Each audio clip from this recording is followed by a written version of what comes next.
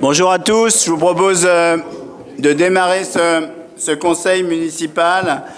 Alors il ne sera pas diffusé en direct puisque nous avons un problème avec Internet, semble-t-il, mais il sera enregistré et filmé et passé demain sur notre chaîne YouTube.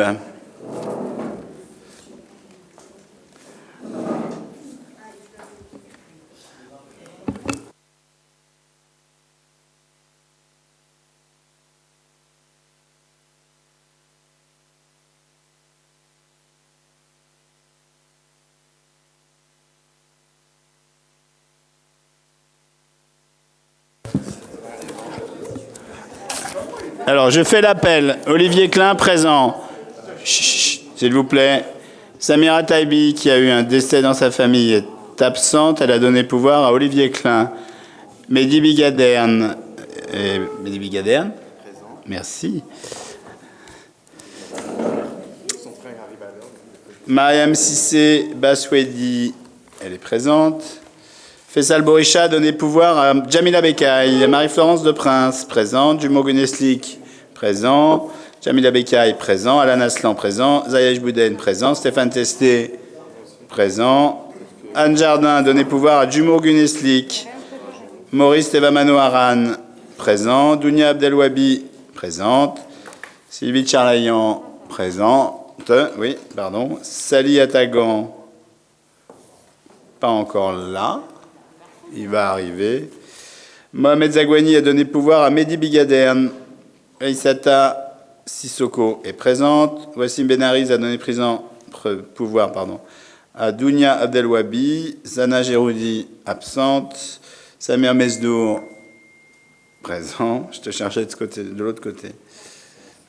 Mamouna Silla a donné pouvoir justement à Samir Mesdour. Naofal Megni a donné pouvoir à Maurice Tevamano Aran. Christine Delormeau est absente, excusée. Elle a donné pouvoir à Céline Christini. Sacha Okotnikov est présent. Mérine Akhtar, absente, excusée, a donné pouvoir à Marie-Florence de Prince. Cyril D'Angelo, il est là. Céline Christini, elle est là. Roger Kessever est présent. Ali Méziane est présent. Y a-t-il des remarques sur le compte-rendu du Conseil municipal du 2 mai 2024 ? Non.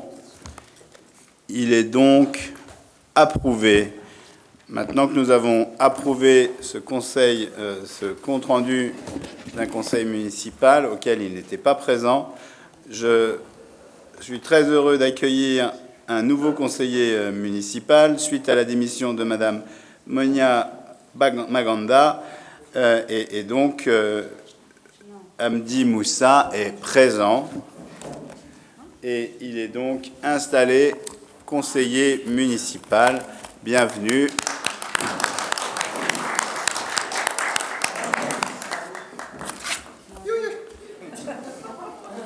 En faites pas trop quand même.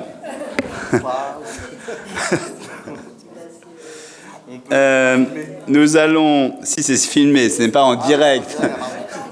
Parce que j'allais faire Dora et tout. Voilà. Donc, je vous demande d'accepter l'ajout de 2 délibérations sur table. La subvention à l'association Clichy-sous-Bois 2000 que nous avions mis en stand-by en attente d'un rendez-vous avec Mehdi Bigaderne. Nous l'avions mis en stand-by volontairement et donc je vous propose de la rajouter dans ce conseil tant que tu ne l'avais pas vue. Et l'autre délibération, c'est l'avis de la commune sur la demande d'autorisation environnementale dans la ZAC du Bas-Clichy. C'est une délibération extrêmement importante puisqu'elle va nous permettre de lancer les chantiers, notamment sur la pelouse de l'allée de l'avenir. Y a-t-il des oppositions à l'ajout de ces points au conseil municipal ? Non. Alors, ils sont rajoutés. Première délibération, c'est la dotation politique de la ville 2024. Chaque année, nous faisons une demande de subvention à l'État au titre de la politique de la ville sur des projets d'investissement. Cette année, nous avons demandé 2,2 millions d'euros de DPV. Enfin, nous avions demandé plus, mais nous avons obtenu 2,2 millions de DPV, ce qui est plus que l'année 2023, puisqu'en 2023, nous avions obtenu 1,9 million de DPV. Nous avons obtenu de la DPV sur le réaménagement du pôle sportif Calto, de la DPV sur la création des 4 classes à l'école élémentaire Pasteur, des classes en modulaire, pas en préfabriqué. Et puis nous avons obtenu traditionnellement une subvention importante pour Clichy-Plage pour 747 000 euros. Y a-t-il des questions ? Je mets aux voix. Qui est contre ? Qui s'abstient ? Unanimité. Merci beaucoup. Alors, nous devons faire un mandat spécial pour un déplacement d'une élue. Dans le cadre de ces délégations, Dounia a participé à la rencontre nationale des villes amies des enfants à Lille les 18 et 19 juin. Et donc, compte tenu du fait que ce déplacement a lieu en dehors du territoire de la commune, les règles nous obligent, pour pouvoir la rembourser, à faire cette délibération. C'était une rencontre importante, puisque vous le savez, nous sommes dans une démarche de signature d'une convention Ville Amie des enfants, donc on est dans les premières étapes. Nous signerons cette convention, une première convention à la rentrée, et ensuite en 2026, l'appellation officielle Clichy-sous-Bois Ville Amie des enfants. Est-ce que tu veux dire un mot de ces rencontres ? Est-ce que tu veux nous... Est-ce que tu veux nous dire un mot de ces rencontres ?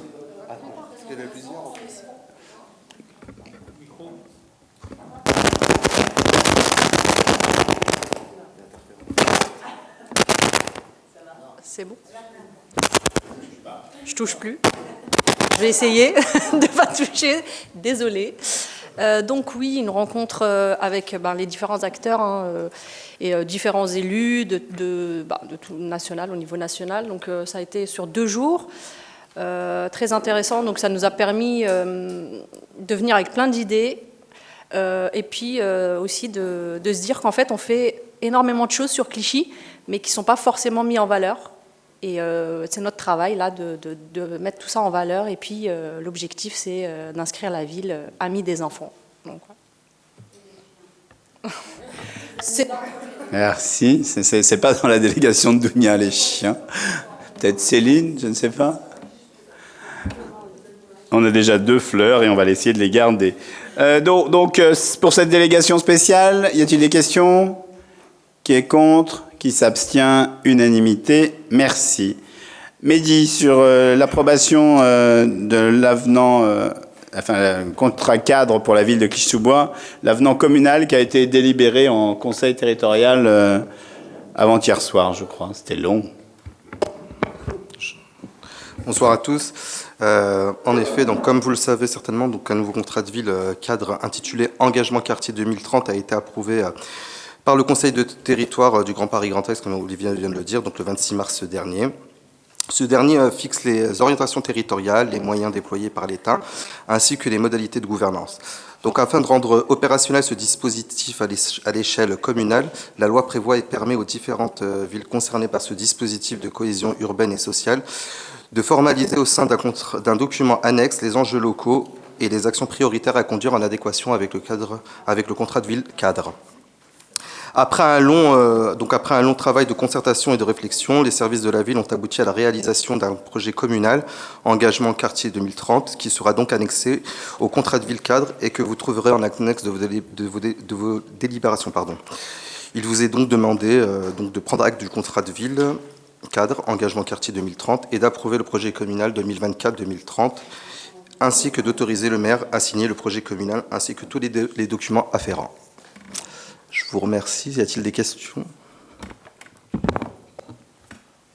J'en profite pour saluer le travail de la direction de la vie associative et des quartiers, puisque la fin des périmètres sont arrivés très tardivement. Le travail a été dense et court, et donc, à travers toi, Mehdi, on remercie toute l'équipe, et aussi celle de l'EPT, avec laquelle on travaille, je trouve, de mieux en mieux. Tu es d'accord ? Voilà, il y a une très bonne directrice de la vie associative et de la politique de la ville à l'EPT. Y a-t-il des questions ? Non.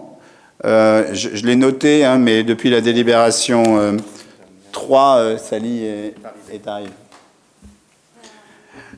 Donc, je mets aux voix qui est contre, qui s'abstient, unanimité, merci. Toujours toi, Mehdi, sur les locaux pour le centre social. Donc, dans l'attente de finaliser donc, le transfert effectif de propriété des locaux hébergeant le centre social de l'Orange Bleu et de l'ex-centre social CSID, il est donc nécessaire de signer une convention d'occupation temporaire avec le propriétaire, donc, qui est le territoire, donc le Grand Paris Grand Est. Cela permettra d'une part au centre social de l'Orange Bleu de poursuivre ses activités socioculturelles dans ses locaux actuels et d'autre part de permettre à notre ville de déployer prochainement dans un cadre réglementaire des activités dans les anciens locaux de l'ex-centre social CSID. Par conséquent, le conseil municipal est invité à approuver les termes de la convention de mise à disposition des locaux entre le PT et la ville de Clichy-sous-Bois et à autoriser monsieur le maire ou son représentant à signer les conventions et ses éventuels avenants. Y a-t-il des questions ? Pas de questions. Je mets aux voix qui est contre, qui s'abstient, unanimité. Merci beaucoup. La délibération suivante est une délibération assez simple. Vous le savez, avec la création de l'allée de l'avenir et les constructions à venir sur la pelouse sud, nous avions l'allée Fernand-Lindet qui était prolongée de l'autre côté de l'allée Maurice-Audin. Et donc, il convient maintenant de dénommer... Et l'allée Fernand-Lindet prenait assez curieusement le virage devant la chapelle Notre-Dame-des-Anges et allait jusqu'au rejoindre l'allée Jean Jaurès. Et donc, il convient de dénommer maintenant un petit bout de voirie entre l'entrée de l'école maternelle Jean Jaurès et le croisement avec l'allée de l'Avenir. Et nous vous proposons de dénommer ce petit bout de voirie l'allée Notre-Dame-des-Anges. Y a-t-il des questions ? Je mets aux voix qui est contre, qui s'abstient, unanimité. Merci beaucoup. Alors, pour des délibérations un peu techniques, mais Mariam a du talent, nous allons passer à 2 délibérations sur la gestion en flux. Oui, bonsoir à toutes et à tous.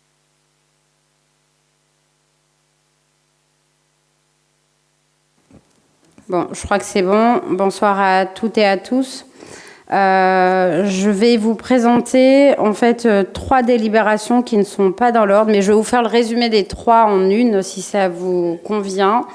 Puis on mettra aux voix séparément et il y a une autre délibération qui va s'intercaler entre les 3 conventions de gestion en flux. Ça fait quelques mois, presque une année, en fait, qu'au sein de notre PT Grand Paris Grand Est, nous travaillons pour la mise en place de ces conventions bilatérales entre la ville et chaque bailleur.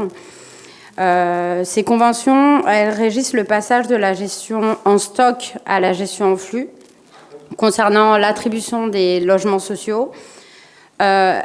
Nous sommes aujourd'hui prêts à signer et à conventionner avec 3 bailleurs, donc I3F, Seine Habitat et la CDC, la Caisse des dépôts et des consignations. Comme vous le savez, en contrepartie des financements et des garanties d'emprunt auxquels on procède pour nos bailleurs partenaires lors des réalisations de logements sociaux ou encore de réhabilitation, la ville devient titulaire de droits de réservation. C'est un système qui nous permet pouvoir bénéficier de jusque 20% en fait du programme pour la mise à disposition de ces logements. Jusqu'à présent, en fait, c'était une gestion en stock, c'est-à-dire que nous pouvions identifier les logements qu'on pouvait attribuer à nos bailleurs dans chaque immeuble en connaissant l'étage, le positionnement dans l'immeuble, etc. Et il y a eu,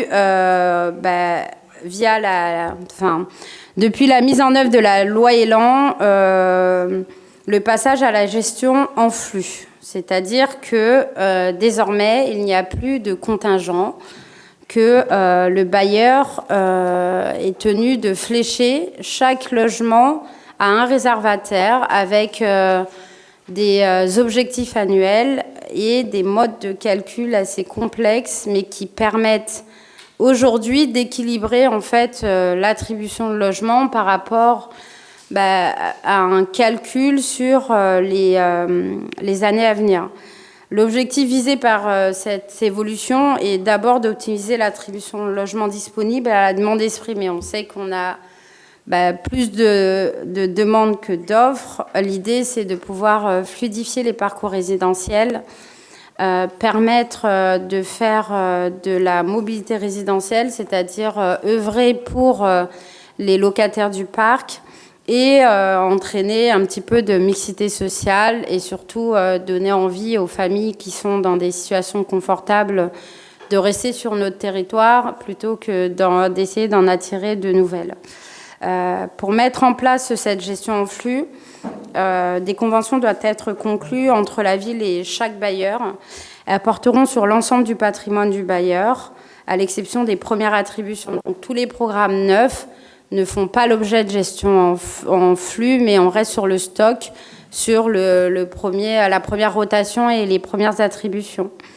Et il y a également tous les logements dits spécifiques, donc les foyers jeunes travailleurs, les résidences sociales, les pensions de famille. D'ailleurs, on va livrer une pension de famille dans quelques mois, mais je pense qu'on vous en parlera bientôt.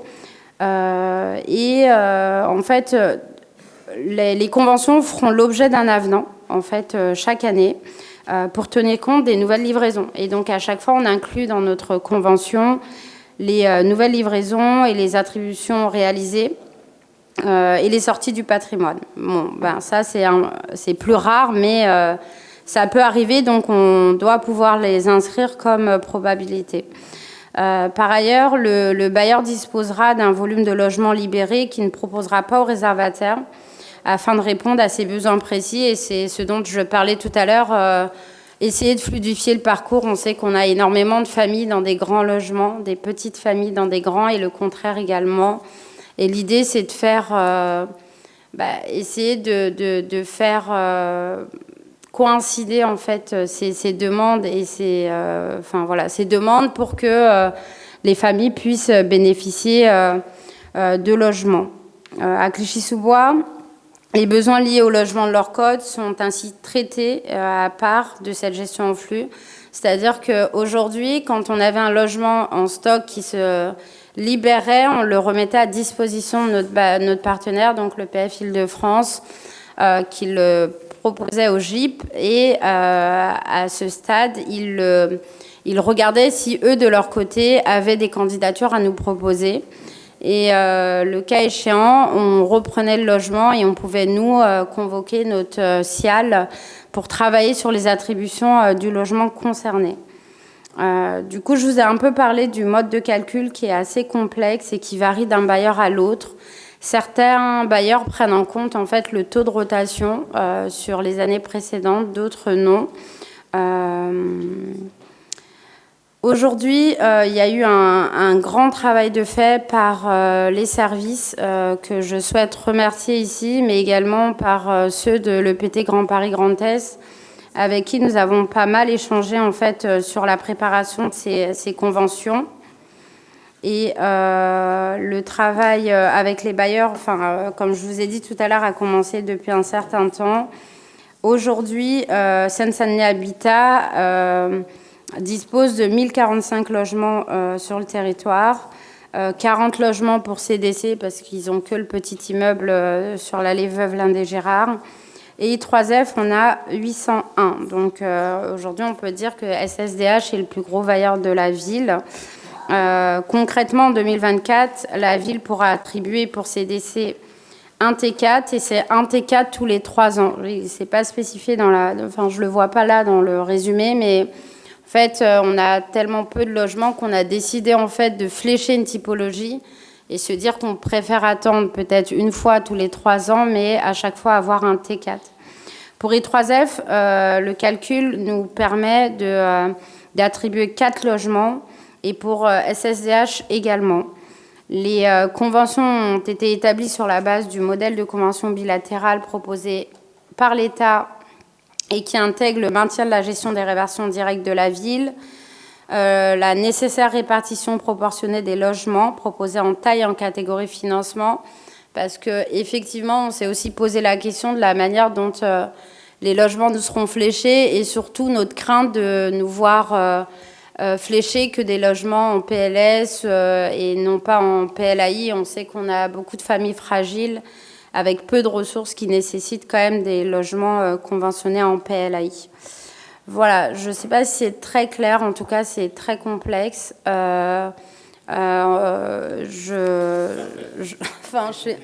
C'est très complexe, ouais, mais si vous avez des questions, je peux tenter d'y répondre. Et voilà, merci.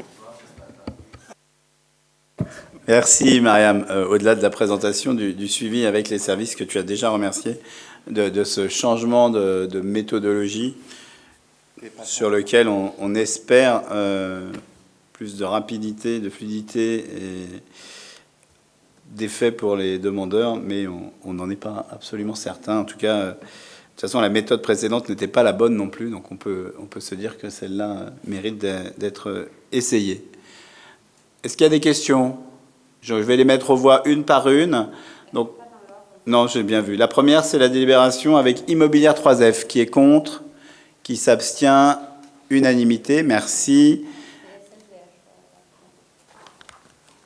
Pour moi, la 6, c'est I3F. La 7, c'est Seine-Saint-Denis Habitat.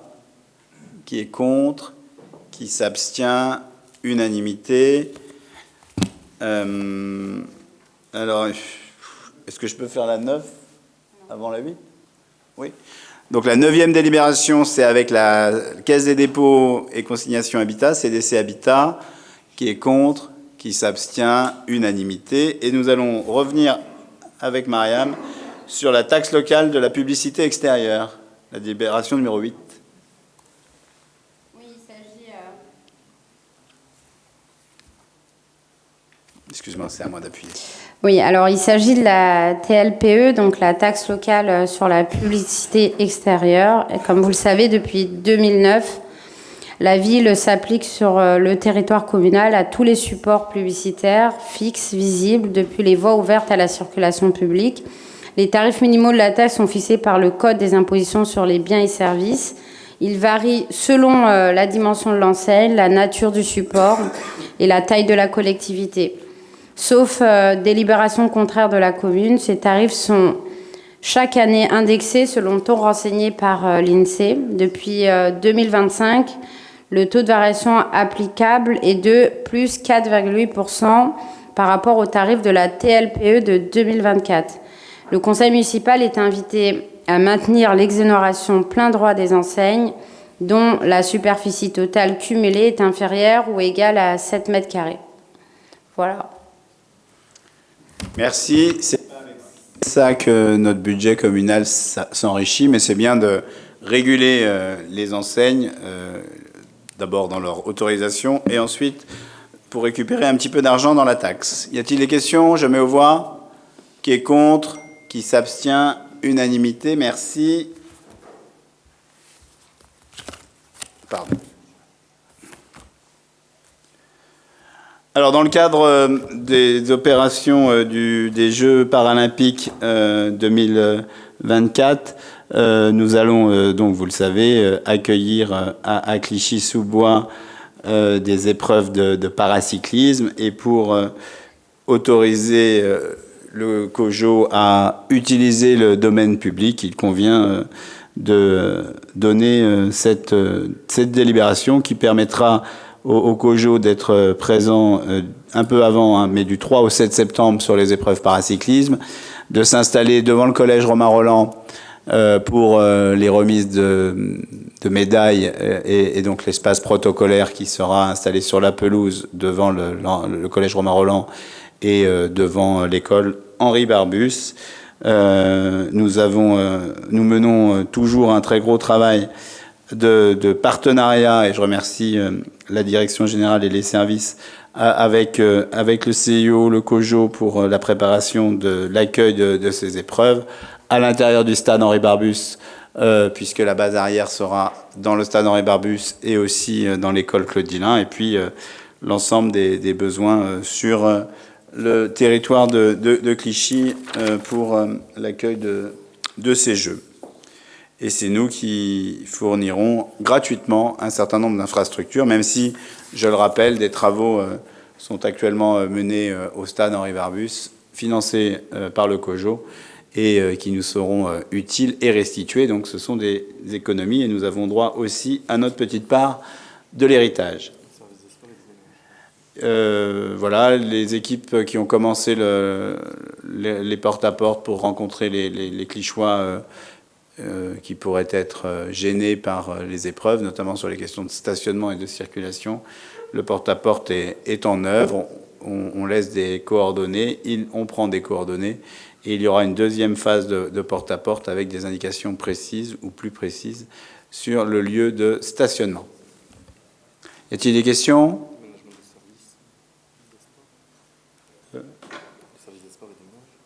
Pendant les épreuves je sais pas. Oui, ben voilà, il déménage pendant les épreuves, merci Mehdi. Je mets aux voix. Qui est contre? Qui s'abstient? Unanimité. Merci. La délibération suivante est de la même veine pour accueillir les Jeux paracyclisme. Pardon? Non. Nous aurons évidemment à gérer un certain nombre de restrictions de circulation et de stationnement. Et donc je dois pouvoir signer un certain nombre d'accords avec des partenaires publics ou privés, plutôt privés.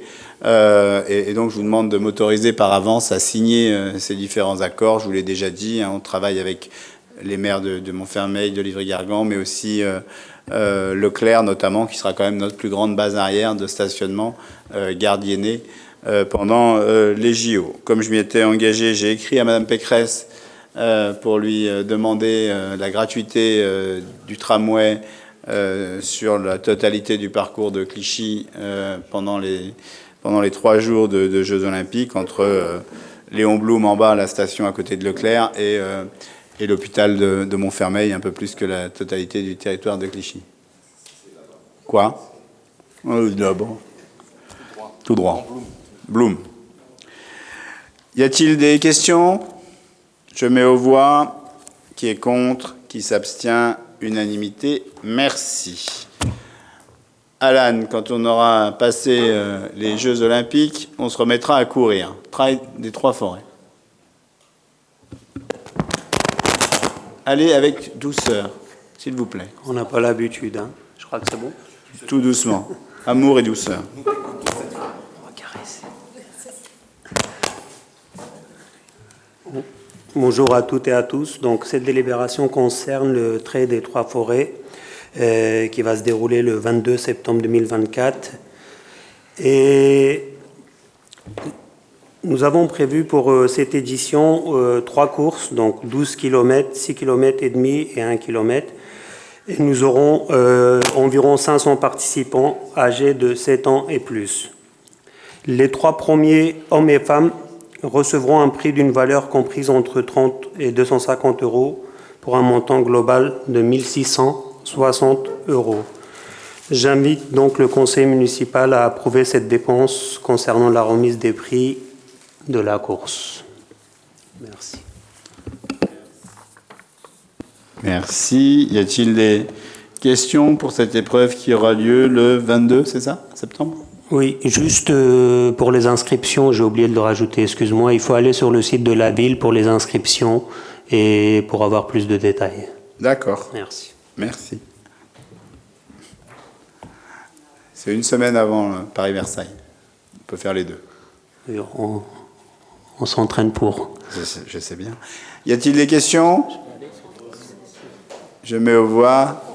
Qui est contre? Qui s'abstient? Unanimité. Merci. Alan, toujours, sur les JO et les billetteries. Oui, ça concerne, comme d'habitude, nous avons des billets gratuits, donc on en profite. Comme d'habitude. La convention de partenariat entre la métropole du Grand Paris et notre ville. Et je voudrais juste annoncer quelques chiffres. Donc les Jeux olympiques et paralympiques de Paris réuniront 15 000 athlètes, 13 millions de spectateurs, 28 sports olympiques et 23 sports paralympiques, suivis par plusieurs milliards de téléspectateurs. Donc nous aurons en tout 199 billets pour les épreuves de juillet-août et 72 billets pour les Jeux paralympiques. Bien entendu, les bénéficiaires de ces billets seront les jeunes de moins de 15 ans, ainsi que les centres de loisirs, les associations sportives, les établissements para-accueillants. J'invite donc le conseil municipal à approuver la convention 6 juin portant sur l'allocation des billets pour les Jeux olympiques et paralympiques. Merci. Merci beaucoup pour cette distribution de billets et faire que les Clichois ne regardent pas seulement les Jeux à la télé. Y a-t-il des questions? Je mets aux voix. Qui est contre? Qui s'abstient? Unanimité. Merci. La délibération suivante, Aïssata, sur l'œuvre cinématographique contre le harcèlement. Oui, vous m'entendez? Bonjour à toutes et à tous. Effectivement, dans le cadre de notre programme d'action de prévention de la délinquance 2024, un colloque a été organisé le 26 avril 2024 qui était intitulé « Le harcèlement scolaire, cyber et de rue ». L'objectif de ce colloque était de réunir l'ensemble des partenaires qui ont l'habitude d'œuvrer ensemble dans ce sens pendant toute l'année, au cours de toute l'année. Donc, on a dû solliciter l'aide de l'association Courtrage Meuf, qui elle-même a travaillé avec la troupe Héritage et les élèves du collège Romain Roland afin de mener à bien ce projet. Le but de ce court-métrage est de servir d'outil pédagogique pour l'ensemble des partenaires qui sont amenés à sensibiliser les jeunes sur le terrain et notamment les établissements scolaires. Donc, cette association Courtrage Meuf souhaite présenter ce court-métrage dans différents festivals et concours. Et pour ce faire, ils ont besoin d'un financement. Et c'est la raison pour laquelle le conseil municipal est invité à approuver cette convention. Merci à tous. Merci et bravo pour ce travail. Y a-t-il des questions? Je mets aux voix. Qui est contre? Qui s'abstient? Unanimité. Merci. Alors, en l'absence de Samira, je vais présenter les délibérations portant sur le personnel communal. La première délibération est une augmentation de la participation employeur à la protection sociale complémentaire santé dans le cadre de la labellisation. Vous le savez, nous avons souhaité étendre le subventionnement aux mutuelles pour les salariés, les fonctionnaires de notre collectivité et non seulement aux 2 mutuelles de la fonction publique territoriale. Et donc, c'était un engagement que nous avions pris dans le cadre de notre agenda social signé avec les partenaires sociaux, à augmenter progressivement son subventionnement afin d'inciter les agents à être mieux couverts. Vous savez, sans mutuelle, on peut être dans des situations d'extrême précarité devant la maladie, notamment. Donc, il est proposé en 2024 de passer de 25 à 30% de l'aide aux bénéficiaires de ces mutuelles et d'aller progressivement jusqu'à 50% en 2026, donc en faisant des augmentations de 10% chaque année Je pense que c'est un effort de solidarité auprès de nos agents extrêmement bénéfique et important pour leur couverture sociale et maladie en particulier. Y a-t-il des questions? Non, je mets aux voix. Qui est contre? Qui s'abstient? Unanimité. Merci. La délibération suivante est une délibération classique de mise à jour de tableau des effectifs. Cette modification et cette mise à jour de tableau des effectifs, nous le disons à chaque fois, n'est pas la preuve de recrutement à tout va, mais simplement l'accompagnement des réussites au concours, notamment de nos agents. Donc, il s'agit de prendre en compte en l'espèce la réussite de concours deux réussites au concours d'éducateur de jeunes enfants et de transformer un poste de secrétariat en catégorie B et donc d'intégrer ces réussites et l'avancement de nos agents à travers la modification du tableau des effectifs. Ce ne sont que des bonnes nouvelles pour eux. Y a-t-il des questions? Je mets aux voix. Qui est contre? Qui s'abstient? Unanimité. Merci. La délibération suivante n'est pas la plus glorieuse que nous sommes amenés à prendre. Un agent de la collectivité qui conduisait un véhicule a été sanctionné par la police pour pour retard de contrôle technique. Comme il s'agit d'une faute de notre part, nous devons de lui rembourser cette amende qu'il a dû payer. Ce qui n'est pas le cas en général. L'ensemble des amendes sont prises en compte par celui qui conduit. Mais là, nous avons une responsabilité dans cette amende. Et donc, sur présentation du justificatif, nous rembourserons l'agent. Y a-t-il des questions? Je mets aux voix. Qui est contre? Qui s'abstient? Unanimité. Merci. La délibération suivante est le renouvellement du dispositif et l'autorisation m'étant donné de signer des nouveaux services civiques. Vous le savez, le service civique s'adresse aux jeunes de 16 à 25 ans pour une période de 6 à 12 mois. À Clichy, nous avons accueilli des services civiques à la direction des affaires culturelles. Notamment, nous avons travaillé avec la DIVAC à la préparation éventuelle de nouveaux services civiques. L'agrément au titre du service civique a été délivré en 2021 pour une durée de 3 ans. Il a pris fin il y a quelques jours et nous devons renouveler notre capacité à en accueillir et donc d'approuver un renouvellement de cette capacité pour les 3 ans qui viennent. Y a-t-il des questions? Qui est contre? Qui s'abstient? Unanimité. Merci. La délibération 19.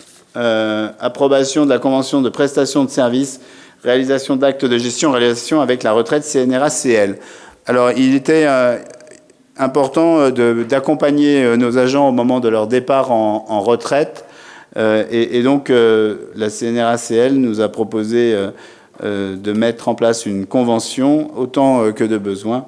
Et donc, les agents pourront être aidés dans leur dossier de préparation de départ en retraite. Vous le savez, vous l'avez probablement vécu pour vos parents peut-être. Ces dossiers sont souvent extrêmement complexes et parfois abruptes. Donc nous vous proposons de signer cette convention et de permettre cet accompagnement de nos agents avec la CNRACL.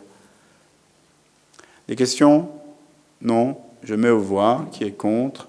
Qui s'abstient? Unanimité. Merci. Alors, vous vous rappelez certainement qu'il y a quelques années, à la fermeture de la BNP puis de la Caisse d'épargne, nous n'avions plus de distributeurs automatiques bancaires sur le territoire de Clichy, sauf à la Poste.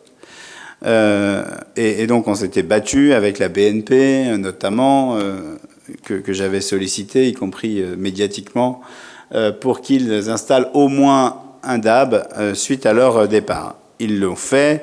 Il y avait entre eux et nous une convention qui faisait qu'avec moins de X, dont j'ai oublié le nombre, retrait, nous leur devions de l'argent, et au-delà de ce chiffre, c'est eux qui nous devaient de l'argent. 3 ans. Oh non, plus. Oui, c'était beaucoup plus. Non, c'était plusieurs milliers de retraits, mais en tout cas, chaque année, ils nous ont donné de l'argent. Il se trouve que j'ai eu quelques inquiétudes, puisque la BNP ne souhaite plus gérer en direct, mais d'autres banques aussi, leurs propres distributeurs automatiques, et plusieurs banques se sont mutualisées entre elles pour prendre une société commune de retrait. Donc il n'y a pas d'inquiétude, ce n'est plus, je pense qu'il ne sera plus logotypé BNP, mais donc c'est une nouvelle société un nouveau prestataire qui va gérer le distributeur automatique qui est installé juste à côté du SIG, sur le centre commercial des Marronniers, mais le distributeur reste. Donc je vous demande juste de m'autoriser à signer la convention avec la société 2SF, Société des services fiduciaires, pour le maintien du DAB. Y a-t-il des questions? Non? Je mets aux voix. Qui est contre? 65 000 retraits? Merci. C'est marqué dans la note? Voilà, c'est énorme. Moi je ne prends la... Je ne tire... Oui, je ne tire mes sous que là, pour être sûr qu'on leur doit pas d'argent. Je vous invite à tous faire pareil. Tu prends plusieurs fois 10 €.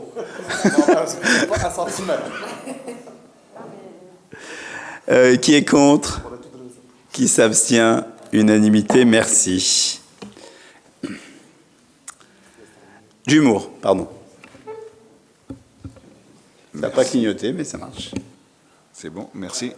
Bonsoir à toutes et à tous. Donc, je vais présenter, j'ai 2 délibérations, donc des conventions. La première convention, c'est une délégation de maîtrise d'ouvrage pour l'opération de la mise en sécurité d'un fontier, d'un complément par injection sur chemin de poste à Livry, mais au Geneviève à Clichy. Vous vous souvenez, en fin d'année 2023, sur l'allée Geneviève, donc nous avons un fontier énorme, je pense qu'il y avait 20 mètres de profondeur. Et que donc dans l'urgence, vu que l'allée se trouve sur les 2 communes Clichy et Montfermeil, donc la ville de Livry a été mandatée par la ville par la Clichy pour combler, traiter ce fontier. Donc la ville de Clichy a assuré le pilotage de l'opération et a sécurisé et puis a comblé le fontier. Et aujourd'hui, la route, l'allée est ouverte, donc au public là-dessus. Et pour ça, bien sûr, donc, tous les engagements toutes les dépenses ont été engagées par la ville de Livry, et que dans une convention, donc le partage s'est fait à 50-50. Donc l'opération se montait à 196 594 €. Donc la moitié revient à la ville de Clichy-sous-Bois, à hauteur de 98 297. Donc nous proposons de signer cette convention, autoriser M. le maire à signer une convention pour qu'on puisse débourser et reverser l'argent à la ville de Livry. Et nous les remercions de leur rapidité. Absolument. Et j'en profite pour dire qu'à la demande des riverains, nous avions maintenu en sens unique la rue des Prés. Oui. Pour l'instant, toujours à titre expérimental jusqu'à la fin du mois de novembre. Mais probablement qu'on continuera. On prendra une décision définitive avec quelques aménagements, parce que pour l'instant, ça peut être incitant à aller dans l'autre sens.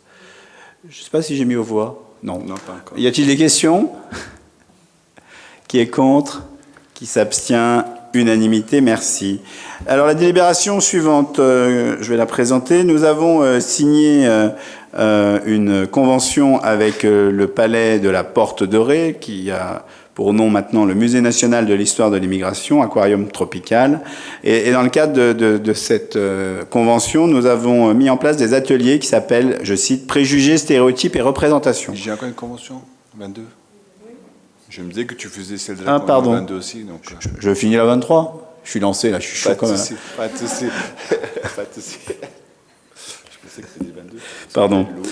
On revient à l'eau après. Donc ces ateliers sont des ateliers réussis en direction de... ah oui, je suis en train de me dire que je ne devrais pas la faire, celle-là. C'est ce qu'on avait dit. Mais je ne prendrai pas part au vote, c'est pas grave, Ouais, je peux la présenter.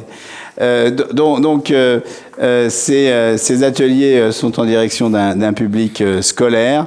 Ils ont eu lieu à l'espace... ceux-là, ils sont en direction des agents de la ville et pas d'un public scolaire. Il y en aura d'autres à destination d'un public scolaire. Ceux du mois de mars ont été à destination des agents de la ville. Ceux du mois de mai ont été à destination de collégiens. Et donc, je vous invite à m'autoriser à signer la convention liée à l'organisation de ces ateliers.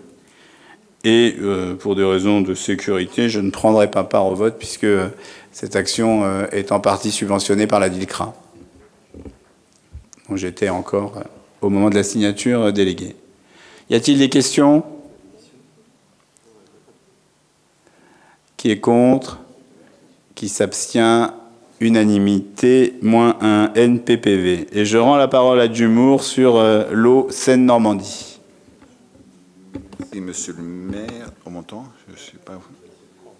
Alors, je vais s'approcher un peu plus. Là, je pense qu'on m'entend. Au moins, j'ai le retour. Donc, voilà, la deuxième convention que je vais présenter, donc, à l'inverse de la première, c'est que la première, on versait l'argent à l'Ivry, et là, c'est pour recevoir une subvention de l'Agence de l'eau.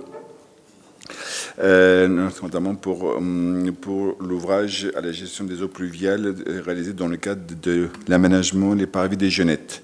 On a dû faire les travaux du nouveau bâtiment je pense qu'on les appelle encore les Jeunettes. On a dû passer par les voies privées et publiques et réaliser des travaux à hauteur de 185 000 € hors taxes. L'agence verse une subvention de 106 000 €. Donc cette subvention est versée à Grand Paris Aménagement, GPA, et la ville est bénéficiaire. Donc c'est une convention tripartite. Donc nous vous demandons d'autoriser Monsieur le maire à signer la dite convention. Si les agences de l'eau ont toujours des noms très pittoresques. Donc nous signons cette convention avec l'agence Seine-Normandie. Il y a le Groult de je sais pas où, là. C'est pas grave. Vieille croûte, oui. Y a-t-il des questions? Je mets aux voix. Qui est contre? Qui s'abstient? Unanimité, merci. Zaya, pour nos classes transplantées. Oui. Alors, bonsoir à toutes et à tous. Donc, effectivement, dans le cadre toujours du partenariat entre l'inspection académique et la Fondation Total, cette fois-ci, c'est l'école élémentaire Paul Éluard qui a bénéficié d'une classe transplantée à Léconie. Donc, 11 élèves de CP et 30 élèves de CE1 ont participé à ce séjour durant une semaine. Sachant que les frais de séjour sont pris en charge par la Fondation Total, il reste donc les frais de transport. Et afin de réduire la participation des familles à hauteur de 50 €, il est proposé que la ville prenne en charge une partie des coûts du trajet. Et donc le conseil municipal est invité à se prononcer sur la participation de la ville pour un montant de 1 447 €. Merci.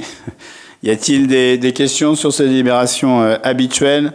Non, je me vois. Qui est contre? Qui s'abstient? Unanimité, merci. La délibération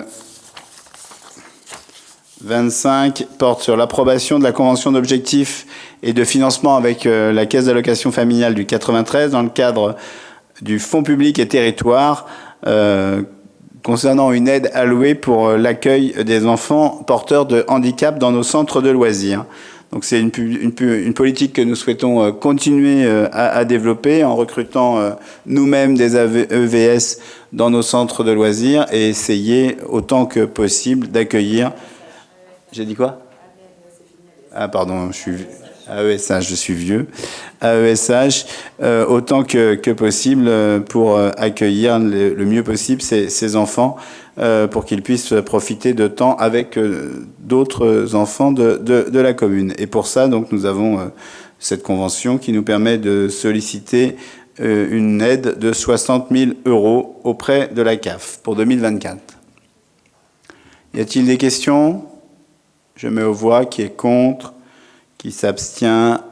Unanimité, merci. La délibération suivante est une autre convention avec la Caisse d'allocation familiale du 93, celle-là plus classique, portant sur nos séjours adolescents, aide aux vacances. Il s'agit de renouveler la convention de partenariat entre la ville et la CAF pour faire bénéficier les enfants des bons VACAF lors de leur séjour. On a fait hier la réunion avec les enfants et les parents et les adolescents et les parents qui partent dans nos séjours pour présenter ces séjours et réexpliquer la manière dont ils pouvaient utiliser ces bons pour réduire le coût de leur séjour, sachant que le coût était déjà réduit par l'effort de la ville et la mise en place du taux d'effort. Nous avons, vous le savez tous, une priorité sur le pouvoir d'achat et nous continuons à la mettre en œuvre dans chacune de nos prestations. Y a-t-il des questions? Je mets aux voix. Qui est contre? Qui s'abstient? Unanimité, merci. Et je passe la parole à Samir pour le renouvellement du label Information Jeunesse. C'est bon. Ouais. Bonsoir à tous, donc ravi de vous retrouver avant cette période de trêve estivale qui est méritée pour tous. Donc il s'agit ici de renouveler le label Information Jeunesse pour une période allant de 2024 à 2030. La précédente labellisation s'étalait sur 3 ans. Bonne nouvelle, c'est que maintenant elle s'étale sur 6 ans, entre 2024 et 2030. Je rappelle que l'IJ, donc l'information jeunesse, a une mission d'intérêt général définie et garantie par l'État, par le vecteur du ministère de l'Éducation nationale, et qu'on peut bénéficier d'un regroupement de 1500 structures. À ce titre, le CIJ et la municipalité s'engagent à respecter la charte nationale de l'IJ, que vous trouvez en pièce jointe de la délibération. Et je tiens à rappeler que le CIJ s'adresse à un public allant de 15 à 30 ans depuis 2020. Et ce label permet de bénéficier du réseau CIDJ et de participer à tous les événements du réseau. Donc le conseil municipal est invité à approuver cette labellisation et de donner autorisation au maire ou ses représentants pour signer tous les documents inhérents au CIJ. Merci. Y a-t-il des questions? Je mets aux voix. Qui est contre? Qui s'abstient? Unanimité, merci. Autre délibération sur un nouveau projet, les coups de pouce vacances. C'est ça, toujours porté par le CIJ. Donc c'est une action qui est déjà riche et variée, portée par notre CIJ qui est connu et reconnu. On a des dispositifs comme la soirée des lauréats. On travaille aussi sur l'emploi et la formation avec Live, NQT, la mission locale. Et bien sûr, le fameux coup de pouce étudiant. Donc, à l'instar de ce coup de pouce étudiant, cette offre de coup de pouce vacances va proposer à nos jeunes, qui l'avaient réclamé et fait une doléance à ce propos-là lors des assises de la jeunesse en 2023, de pouvoir avoir une mobilité plus autonome, on va dire. Et à ce titre-là, à l'instar du coup de pouce étudiant, cette aide sera subordonnée à différents critères, comme la compléter par différentes aides, comme celle de la CAF, de la NCT ou de la NCV. Avoir entre 18 et 25 ans, déposer un dossier qui tient compte d'un référentiel bien précis qui est dans la délibération, donc des frais d'hébergement, de transport et d'équipement. Le montant attribué pour être individuel, à hauteur de 250 € ou collectif à hauteur de 1 000 €. Une commission administrative se chargera d'analyser les dossiers et de recevoir les candidats. En contrepartie, comme pour le coup de pouce encore, il y aura un bénévolat de 10 heures qui devra être effectué au sein des services de la ville. Et il y aura également une cérémonie avec un moment convivial où on pourra échanger avec ces mêmes jeunes. Donc il est proposé au conseil municipal de voter une enveloppe attribuant 5 000 € à ce nouveau dispositif qui enrichira les offres du CIJ pour à peu près une vingtaine de jeunes. Le calcul a été fait sur cette enveloppe-là. Merci. Donc on verra si ce dispositif fonctionne. On a lancé la communication. Et puis, évidemment, c'est la première année, donc on va démarrer en douceur. Y a-t-il des questions? Je mets aux voix. Pas de questions. Qui est contre? Qui s'abstient? Unanimité. Merci. Délibération suivante, toujours sur les séjours. Dans le cadre du pacte des solidarités, le gouvernement qui a été lancé le 19 juillet 2023 pour lutter contre la pauvreté et en direction des jeunes, a mis en place un pass colo pour les enfants de 11 ans, donc ceux qui sont nés en 2013, ce qui permet de réduire encore les séjours pour ces enfants et permettre à un maximum d'enfants de partir en vacances. Et donc, les séjours pour ces enfants sont à un tarif de 11 ans, hein, à un tarif inférieur avec le taux d'effort que pour les autres enfants de Clichy en utilisant le pass colo. Et donc, je vous invite à approuver la convention de partenariat séjour enfants pass colo avec le service VACAF. Les familles éligibles sont ceux qui sont sur un quotient familial inférieur à 1 500 €. Et l'aide du pass colo de 200 à 350 € en fonction du quotient familial est déduite du montant du séjour au moment du paiement auprès du service tarifaire. Donc les parents n'ont même pas à avancer l'argent, ce qui est confortable. De mémoire, on a environ cette année 400 séjours offerts aux enfants de Clichy-sous-Bois, sans compter les mini-séjours que nous faisons à l'intérieur de nos centres de loisirs et que nous continuons à faire, et puis l'accueil, bien sûr, dans les centres de loisirs. Y a-t-il des questions sur le pass colo? Je mets aux voix. Qui est contre? Qui s'abstient? Unanimité, merci. Ensuite, tarification exceptionnelle des séjours dans le cadre du dispositif pass colo. Donc c'est la même délibération, je vais aller vite, hein, ça donne les nouveaux tarifs après la signature de cette convention. Y a-t-il des questions? Je mets aux voix. Qui est contre? Qui s'abstient? Unanimité. Merci. Et donc nous arrivons maintenant aux délibérations qui ont été rajoutées. Mehdi, Clichy 2000. Ça fonctionne, oui. Donc il s'agit en effet, comme nous l'avions fait lors du dernier conseil municipal pour un éventail d'associations, d'allouer dans le cadre des dotations de droit commun une subvention de fonctionnement s'élevant à 1 000 € à l'association Clichy 2000. Donc je profite aussi de cette occasion pour vous indiquer que l'association s'est vue renouveler son conseil d'administration et qu'elle prévoit de diversifier son public et ses actions. Donc il n'y a pas de sujet, le conseil municipal est donc invité à approuver le versement de cette subvention de fonctionnement, ainsi que ses termes d'objectifs et de moyens. Donc voilà, vous avez la convention en annexe et il faut autoriser aussi monsieur le maire ou son représentant à signer la dite convention. Merci. Y a-t-il des questions? Oui, Roger? Je pense, oui. Pour dire que je ne participerai pas au vote. Ok, merci de nous prévenir.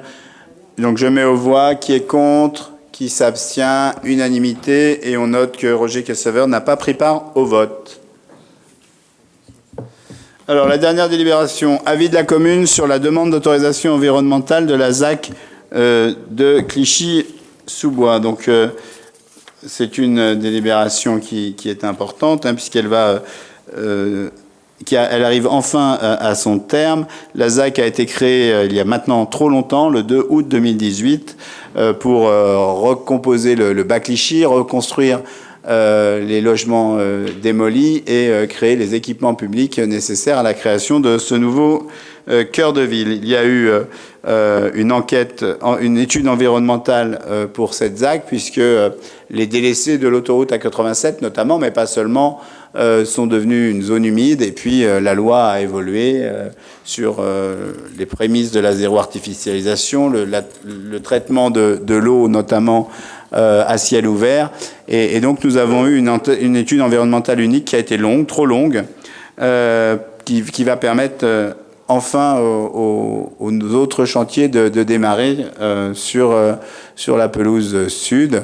Vous avez vu d'ailleurs que le premier chantier a déjà démarré, le chantier du premier immeuble qu'on appelle nous PS1 avec les architectes Harari, Marie et Femme et 3F va démarrer.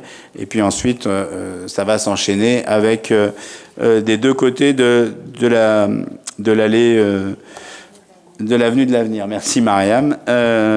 Et donc il s'agit de donner un avis sur la demande d'autorisation environnementale dans le bas Clichy, et je vous invite, pour des raisons évidentes, de donner un avis favorable à la demande d'autorisation environnementale de la ZAC du bas Clichy. Je vous ai évité tous les considérants, ils sont nombreux. Y a-t-il des questions? Le chantier de la démolition du bâtiment Védrine a bien démarré. Ils sont toujours au curage, mais bientôt vous verrez le bâtiment baisser de niveau. Je mets aux voix qui est contre, qui s'abstient, unanimité. Je vous remercie. Y a-t-il des questions sur les décisions municipales que j'ai été amené à prendre au titre de l'article 21, 22, 22 entre deux conseils municipaux? Deux conseils municipaux, pardon. Non? Eh bien, cette séance est terminée. Je vous souhaite à toutes et à tous de bonnes vacances. Je vous donne rendez-vous sur Clichy-Plage pour son inauguration le 13 juillet. Cette année, c'est un petit peu plus tard. Et puis, toutes les opérations habituelles, et notamment le pique-nique citoyen du 14 juillet. Bon après-midi, bonne soirée, bonnes vacances.